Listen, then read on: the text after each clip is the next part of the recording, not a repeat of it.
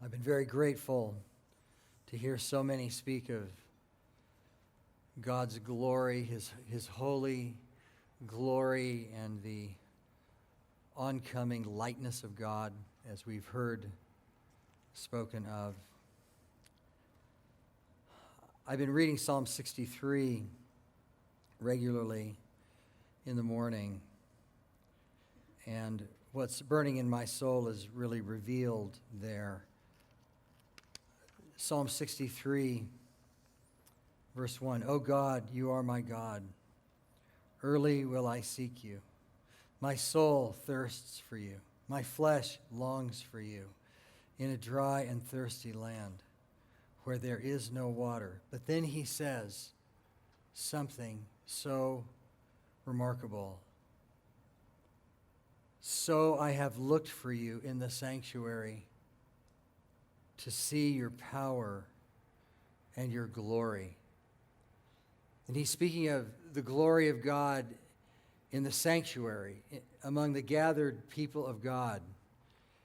And this is such a sacred trust that we have been given in the local church, as we've just been speaking of here. And I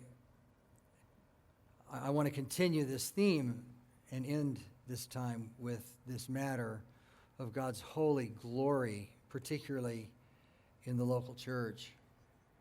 Now, in 2020, the world experienced a massive earthquake. But it wasn't like any other earthquake the world has ever known.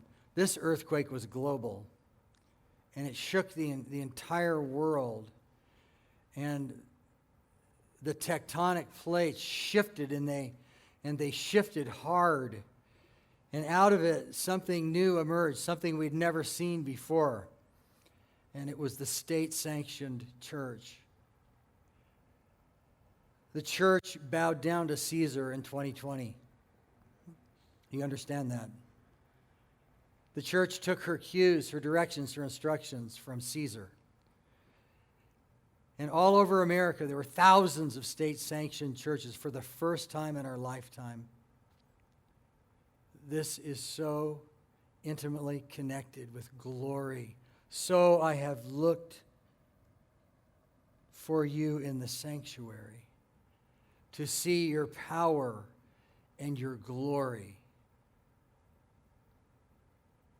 And millions of people who call themselves Christians thought they could experience this glory over a live stream. It was profane. It was the essence of the likeness of God that Tom Askell spoke of at the very beginning. And my appeal to all of us here is to, with all of our hearts, seek the Lord's glory in His sanctuary. Run to the sanctuary. Run to your local churches. Don't let anything keep you out of them. Give your whole life to the prosperity of your local church. It's there where the glory of God is displayed. What's burning in my soul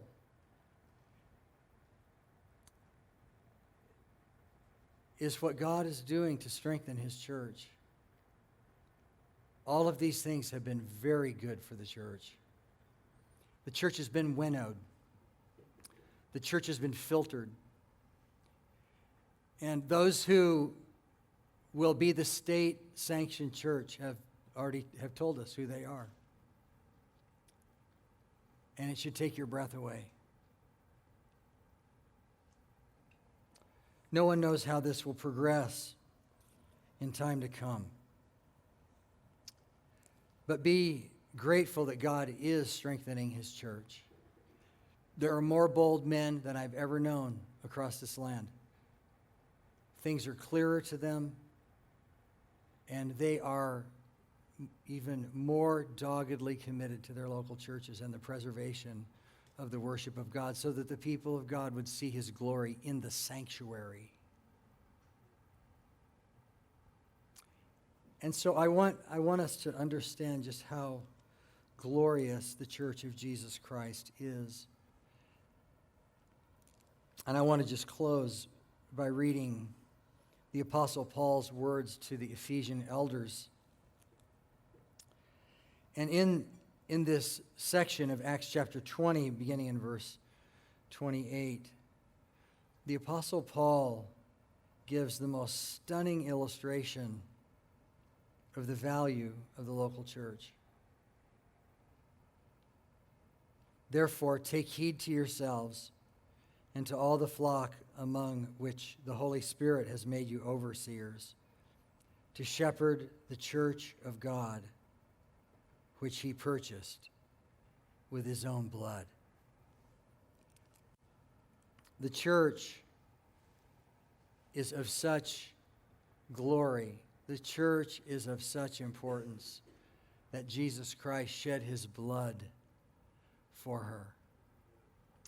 And I pray that all of us in this room will assume the disposition of Jesus Christ toward his church, that we too, in our own ways, would give to the local church, that we would spend and be spent for our brethren in the local church, and that we would give our blood for the church of Jesus Christ. And that's what's burning in my soul. It's the glory of God in the sanctuary and the preservation of the sweetness of all of these ordinary means of grace for his precious people who need them so desperately. Let not any government change that in your life.